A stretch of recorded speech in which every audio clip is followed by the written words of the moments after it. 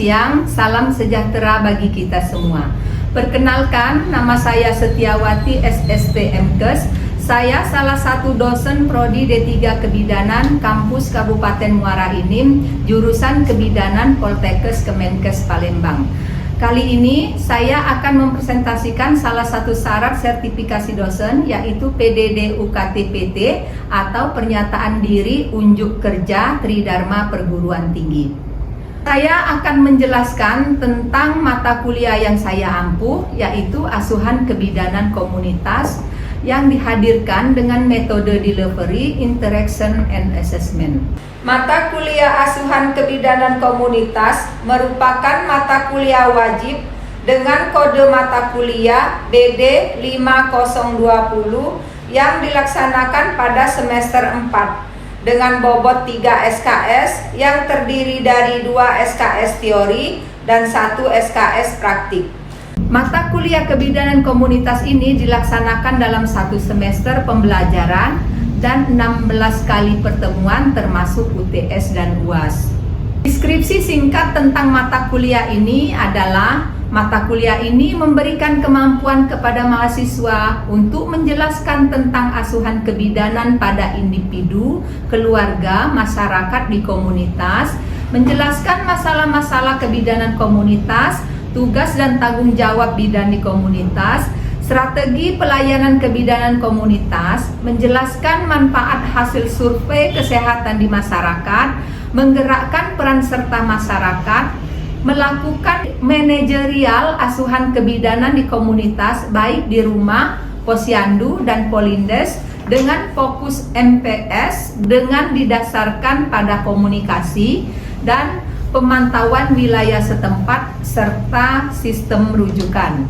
Mata kuliah prasyarat untuk mengikuti mata kuliah ini, mahasiswa harus menyelesaikan beberapa mata kuliah prasyarat terlebih dahulu, antara lain mata kuliah konsep kebidanan, mata kuliah asuhan kebidanan komunitas, mata kuliah asuhan kebidanan persalinan dan bayi baru lahir, mata kuliah asuhan kebidanan NIPAS, mata kuliah asuhan kebidanan neonatus, bayi dan balita, serta pelayanan KB.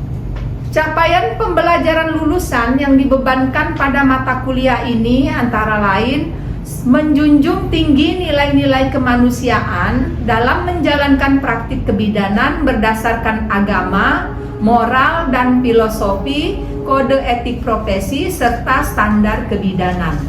Menunjukkan sikap bertanggung jawab atas pelayanan atau pekerjaannya, mampu memecahkan masalah dalam pelayanan dan asuhan kebidanan sesuai dengan kompetensi kewenangan yang berbasis bukti ilmiah dan bertanggung jawab atas hasilnya secara mandiri. Menguasai metode, teknik, dan pengetahuan prosedural dalam asuhan kebidanan pada kehamilan, persalinan, bayi baru lahir, bayi balita, serta pelayanan kontrasepsi. Mampu bekerja sama, berkomunikasi, dan berinovatif dalam pelaksanaannya, dan mampu melaksanakan pencatatan asuhan kebidanan sesuai dengan sistem rekam medik yang berlaku. Capaian pembelajaran mata kuliah ini adalah mahasiswa memahami konsep pelayanan kebidanan komunitas dan keluarga sebagai pusat pelayanan. Mahasiswa memahami masalah kebidanan komunitas, mahasiswa memahami tugas dan tanggung jawab bidan di komunitas, mahasiswa memahami strategi pelayanan kebidanan di komunitas, mahasiswa mampu menggerakkan dan meningkatkan peran serta masyarakat, mahasiswa memahami aspek perlindungan hukum bagi bidan di komunitas, mahasiswa mampu memberikan asuhan kebidanan di komunitas baik di rumah, posyandu, dan polindes dengan fokus MPS dengan dasar-dasar komunikasi. Mahasiswa mampu melakukan pemantauan setempat di wilayah kerja. Mahasiswa mampu memahami dan memanfaatkan hasil survei kesehatan di masyarakat, dan mahasiswa memahami sistem rujukan pelayanan kebidanan komunitas.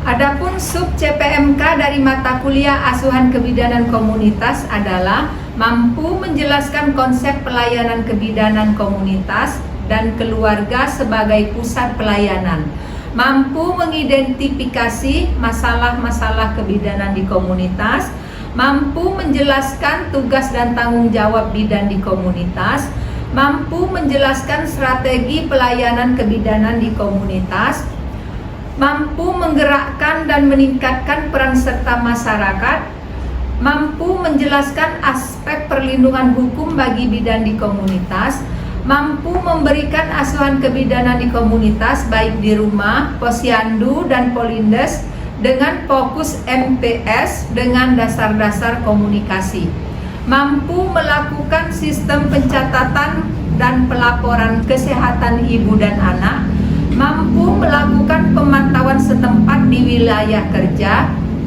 mampu menjelaskan MTBS dan MTBM, mampu menjelaskan program-program yang mendukung kesehatan ibu dan anak, mampu melakukan pengelolaan data hasil survei kesehatan di masyarakat, mampu membuat prioritas masalah, menyelesaikan masalah dan mengevaluasi masalah, mampu mendokumentasikan dan melakukan rujukan pelayanan kesehatan.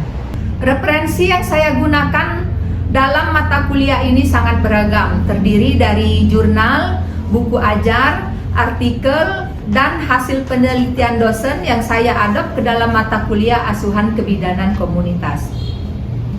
Metode pembelajaran yang kami gunakan dalam mata kuliah asuhan kebidanan komunitas ini adalah tatap muka langsung atau luring maupun online atau daring. Metode pembelajaran berfokus pada student center learning seperti ceramah interaktif, contextual learning, diskusi kelompok, studi kasus, role play. Media pembelajaran yang kami gunakan berupa AMS, Zoom Meeting, Google Meet, dan beberapa media pembelajaran lain. Dalam evaluasi pembelajaran, kami lakukan secara bertahap, mulai dari UTS dengan bobot penilaian 30%, terdiri dari UTS teori dan UTS praktek, kemudian UAS dengan bobot penilaian 40%, terdiri dari UTS UAS teori dan UAS praktik, dan juga tugas mandiri dan tugas kelompok dengan bobot SKS 20%, kemudian penilaian sikap 10%. Untuk mengikuti UTS atau UAS, kami mempersyaratkan pertemuan harus minimal 80%. Berikut cuplikan video tatap muka saya di kelas tentang sistem pencatatan dan pelaporan kesehatan ibu dan anak pada pertemuan ke-8. Selamat menyaksikan dan terima kasih. Wassalamualaikum warahmatullahi wabarakatuh. Assalamualaikum warahmatullahi wabarakatuh. Waalaikumsalam warahmatullahi wabarakatuh. Sebelum memulai kuliah kita, mari kita mulai dengan berdoa. Berdoa mulai. Selesai. Apa kabar semuanya hari ini? Baik Bu, sehat luar biasa. Alhamdulillah. Apakah ada yang tidak hadir? Hadir semua Bu. Bagus. Nanti Ibu absen ya satu persatu, jadi jangan ada yang tidak hadir. Baiklah, materi kita minggu yang lalu, apakah ada yang masih ingat materi minggu yang lalu? Coba siapa yang masih ingat? Saya Bu. Ya, coba Selva. Materinya tentang melakukan asuhan kebidanan pada ibu hamil, ibu bersalin, ibu nifas, dan balita bersalin. Bagus, masih ingat ternyata ya. Mudah-mudahan yang lain semuanya ingat. Jadi minggu kemarin kita sudah belajar tentang bagaimana cara melakukan asuhan atau memberikan asuhan pada ibu hamil, ibu bersalin, dan ibu nifas. Pada minggu ini kita akan mempelajari tentang bagaimana melakukan sistem pencatatan dan pelaporan. Jadi setelah kita melaksanakan asuhan atau memberikan pelayanan kepada ibu hamil atau ibu nifas, apa yang kita lakukan sebaiknya? Biasanya apa yang kita lakukan? Setelah kita melakukan pekerjaan, apa? Coba, ya, Dela. Mendokumentasikan Bu. Iya, bagus. Ya, jadi setelah selesai kita melakukan kegiatan apapun, kita wajib mendokumentasikan. ya. Jadi ada kaitannya dengan materi kita hari ini, yaitu membuat pencatatan dan pelaporan, ya. Sekarang apakah ada yang pernah atau ada yang pernah belajar atau membaca apa itu pencatatan? Pernah dengar ya? Ayu, apa itu pencatatan? Pencatatan adalah membuat dokumen hasil pemeriksaan kepada pasien. Ya, betul Ayu. Jadi yang dimaksud dengan pencatatan, ya bisa dilihat di slide, pencatatan dalam KIA adalah proses mendokumentasikan.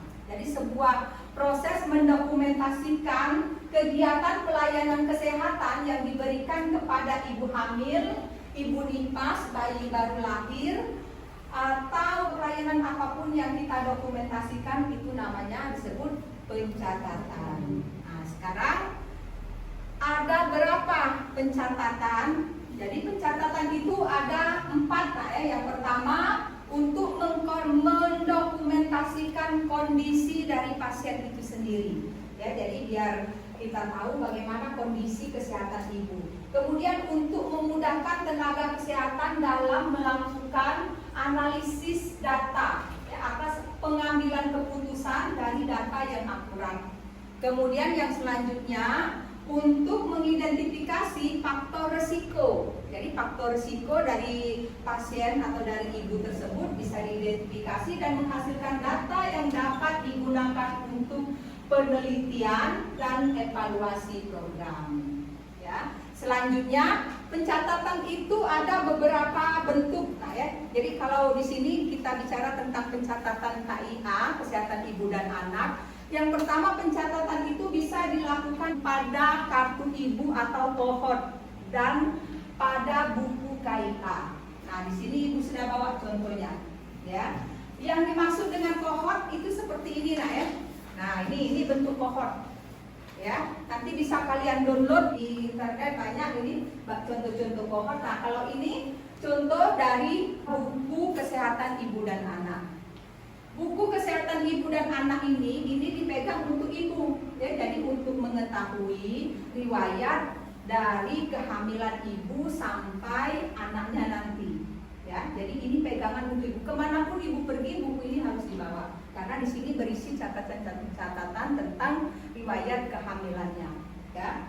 Kemudian setelah buku KIA ada lagi KMS. KMS ini untuk catatan khusus untuk anak. Jadi semua pencatatan kesehatan untuk catatan perkembangan seorang anak dicatat di KMS. Selanjutnya ada namanya pencatatan dalam sistem elektronik. Nah, ini yang sekarang, ya. Jadi zaman sekarang sudah zaman elektronik, semuanya pencatatan bisa dilakukan melalui elektronik. Kalau pencatatan kohort seperti ini, tulis-menulis ini zaman ibu dulu, nah ya. Jadi zaman dulu ibu melakukan pencatatan di kohort itu manual, ya, secara manual. Jadi pada saat menjadi bidan desa tahun 1993 ibu sudah menjadi bidan desa, ya, selama 10 tahun. Jadi semuanya manual dicatat. Jadi enak, sekarang sudah ada data elektronik. Nanti kita praktek, ya, bagaimana cara memanfaatkan pelaporan atau pencatatan data secara elektronik ini. Sekarang kalau data elektronik itu ada nama aplikasinya eCohort, ya. eCohort itu jadi setelah kita melakukan pemeriksaan bisa langsung masuk ke aplikasi eCohort. Apakah sudah jelas? Ada yang mau ditanyakan? Ya, Linda. Jika ada seorang ibu hamil termasuk juga ini memeriksakan kehamilannya, Ya. tetapi tidak membawa buku KIA, bagaimana cara kita untuk mengetahui riwayat ANC sebelumnya pada ibu tersebut? Oke, bagus sekali. Ada yang bisa bantu jawab? Jadi tadi dijelaskan buku KIA itu kan merekam semua kejadian atau semua riwayat kesehatan ibu hamil. Jadi kalau dia periksa harus dibawa supaya bidan yang memeriksa bisa mengetahui. Kalau bukunya lupa gimana? Siapa yang bisa menjawab? Pertanyaan dari Linda.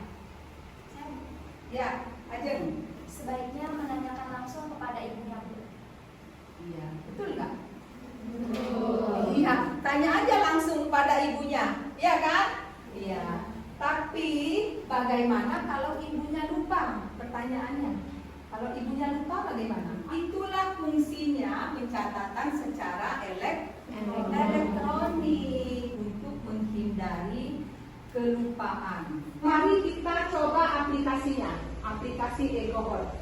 Aplikasi EcoHot ini diperuntukkan untuk pegawai-pegawai kesehatan atau petugas kesehatan yang bekerja di puskesmas ataupun PMB ya, Polindes ya. Jadi di sini kita masuk melalui ada akun ya, bikin akun sendiri.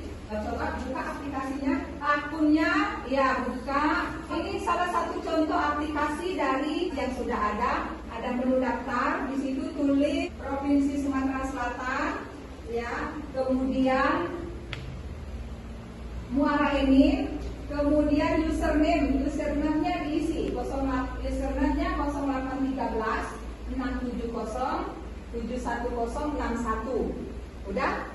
Kemudian passwordnya 123456. Ya, nanti akan terbuka seperti ini.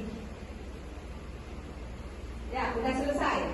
Nah, kalau sudah selesai, di situ kan ada menu ya. Coba lihat menunya. Di situ ada beranda, ada pelayanan KIA.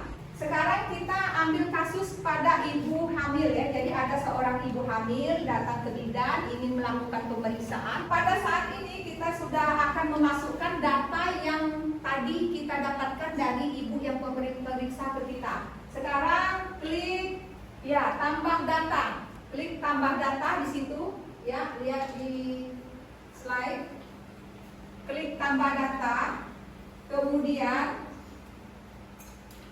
ya muncul.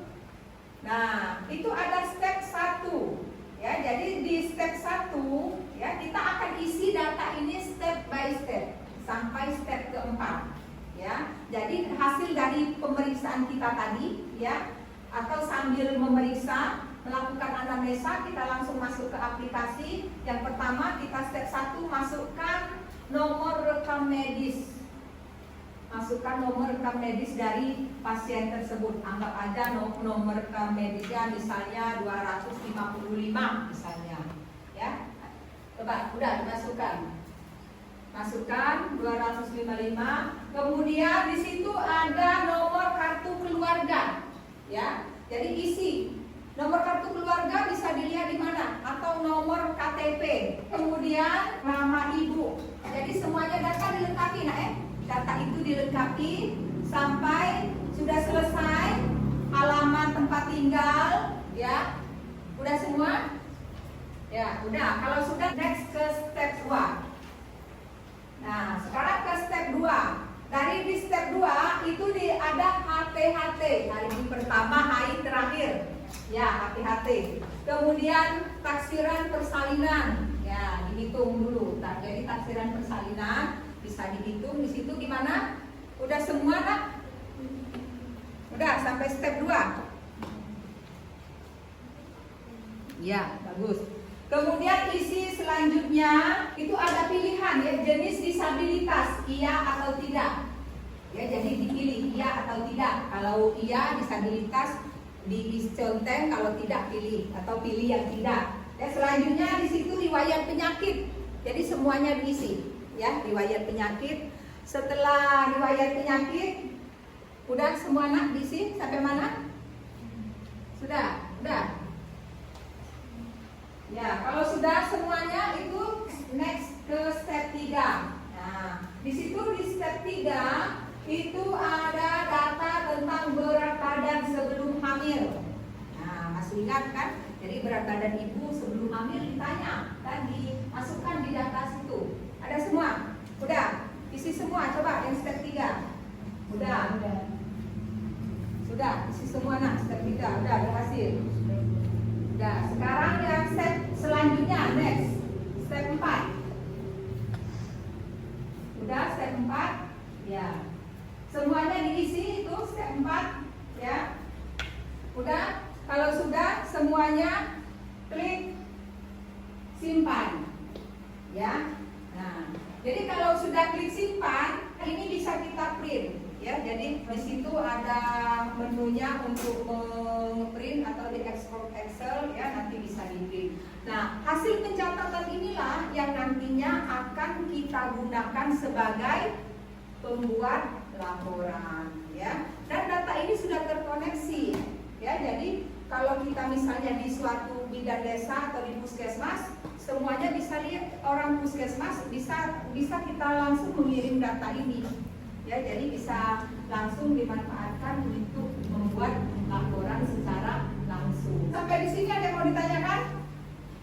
Ada pertanyaan? Ada kesulitan nggak tentang aplikasi ini? Tentang EcoHub ini? Ada kesulitan? Sudah bisa semua. Ya, biasanya kalau masih muda soal IT biasanya jagonya, ya. Beda dengan ibu ya zaman old, ya. Baiklah, kalau masih ada pertanyaan? Tidak ada pertanyaan? Sudah jelas? Alhamdulillah. Kalau sudah jelas, nanti kalian bisa pelajari, ya. Kalaupun ada misalnya begitu belajar, ada yang kurang jelas bisa ditanyakan langsung melalui A atau grup, ya. Sekarang kita masuk ke pelaporan. Jadi kalau tadi pencatatan sudah, sekarang kita masuk ke pelaporan. Ada yang tahu apa itu pelaporan? Ya, dia apa? Pelaporan adalah melaporkan data yang sudah kita catat atau kita dokumentasikan. Iya, betul. Jadi pelaporan itu adalah proses pengumpulan data dari pencatatan yang dilakukan di berbagai fasilitas kesehatan untuk disampaikan kepada dinas kesehatan, ya, atau kepada pimpinan, ya. Jadi pelaporan itu merangkum, melaporkan semua apa yang kita sudah catat tadi. Ya, jadi apa yang sudah kita, itulah gunanya kita mencatat supaya laporannya lebih akurat. Coba kalau tidak ada pencatatan, bisa menghayal membuat laporan. Ya. Apa nanti laporannya lebih akurat, maka kita perlu ada dokumen atau catatan. Jenis-jenis pelaporan itu ada dua, ada laporan bulanan dan ada laporan tahunan. Kalau laporan bulanan artinya melaporkannya setiap bulan. Kalau laporan tahunan setiap tahun, ya.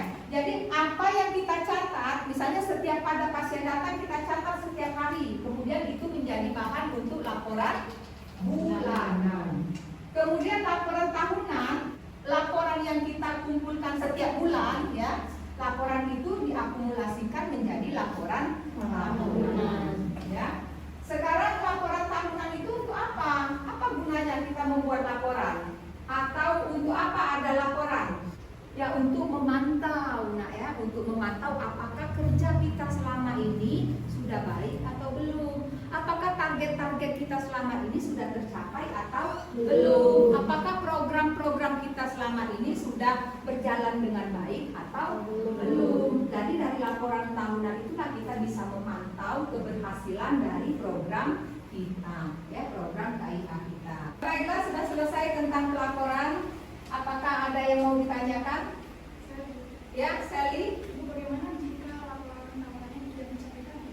Ya, jadi tadi sudah dijelaskan, ya, bahwa dari laporan tahunan itu kita bisa melihat apakah target kita tercapai atau tidak, target kalian. Tapi kalau tidak tercapai bagaimana? Ayo, yang bisa jawab, bantu jawab. Kalau tidak tercapai targetnya bagaimana? Ya, jadi kalau tidak tercapai itu menandakan ada sesuatu masalah, ya. Jadi bagaimana cara mengatasi supaya kita bisa memantau target kita ini tercapai atau belum? Dengan cara kita melihat laporan per bulan kita.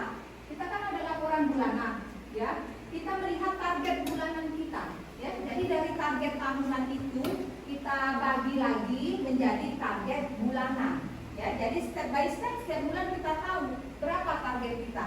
Misalnya target asuhan ANC atau K1, ya. K1 itu targetnya misalnya di satu tempat kamu misalnya ada 50 orang dalam 1 tahun, ya, target 1 tahun. Dibagi aja 12, maka dapatlah target per bulan, target bulanan. Nah, di situ kita pantau, nah, setiap bulan dipantau. Jadi minimal misalnya kita setiap bulan harus mendapatkan misalnya 6 orang ibu ibu hamil, sehingga diakumulasikan di akhir nanti targetnya akan tercapai. Kalau kurang dari situ, nanti di akhir tahun tidak akan tercapai targetnya. Jadi yang pertama, kita pantau target bulanan kita, kemudian setelah itu kita akumulasikan di akhir tahun. Dan kalau tetap tidak tercapai, kita biasanya mendapat nilai kinerja kita tidak baik biasanya ya. Jadi akan mempengaruhi nilai kinerja kita. Ya, jadi itu. Jadi kalau tidak tercapai, kita usahakan bagaimana memantau target bulanannya. Ya. Ada yang mau ditanyakan lagi? Sudah jelas sampai sini? Baiklah, kalau sudah jelas, sekarang kita masuk ke kuis. Ya. Kuisnya yang pertama, coba sebutkan jenis-jenis pencatatan. Yuk, siapa yang tahu? Saya tahu. Nah, siapa ya? Ayo, coba. Jenis-jenis pencatatan ada 3, Bu. Ya. Yang pertama itu pencatatan ibu dilakukan pada buku ibu atau e-cohort ibu dan KIA. Ya. Yang kedua itu untuk bayi di KNS. Yang ketiga itu sistem elektronik ibu maupun bayi. Ya, bagus. Ya, jadi artinya bisa dipahami ya. Kuis kedua, yang bisa jawab duluan tunjuk tangan. Sebutkan jenis-jenis pelaporan. Saya tahu. Siapa yang duluan? Ya. Siapa ya? Coba Dian. Disebabkan ada 2, Bu. Ya. Bulanan dan 6 tahunan. Ya, betul? Betul. Betul sekali. Satu lagi ya. Kuis ketiga, siap-siap ya. Coba jelaskan proses pencatatan dan pelaporan. Siapa? Yuk. Saya tahu. Siapa yang paling semangat ya? Nah ini, coba yang paling semangat. Siapa namanya? Anita. Ayo. Proses pengumpulan dan pelaporan data itu yang pertama di bidang puskesmas, Bu. Ya. Terus Terus? di puskesmas mengirimkan laporan bulanan ke dinas kesehatan. Dinas kesehatan mengolah data ke tingkat provinsi bahkan nasional. Ya. Jadi jenjang-jenjangnya itu dimulai dari pusat pelayanan yang paling bawah, yaitu Bidan Desa. Bidan Desa mengumpulkan semua data, kemudian dilaporkan ke puskesmas, dari puskesmas mengumpulkan ke dinas kesehatan, dan dari dinas kesehatan mengumpulkan ke provinsi. Ya. Baiklah, materi kita hari ini sudah selesai. Materi kita minggu depan adalah tentang bagaimana cara membuat PWS KIA. Jadi bagaimana cara melakukan pemantauan wilayah setempat, ya. Kemudian Ibu ada tugas. Nanti tugasnya lihat di AMS ya. Jadi semuanya tugas di situ kerjakan, dan silakan kamu cari referensi di internet dan referensi yang terbaru. Demikianlah pelajaran kita hari ini. Terima kasih. Wassalamualaikum warahmatullahi wabarakatuh.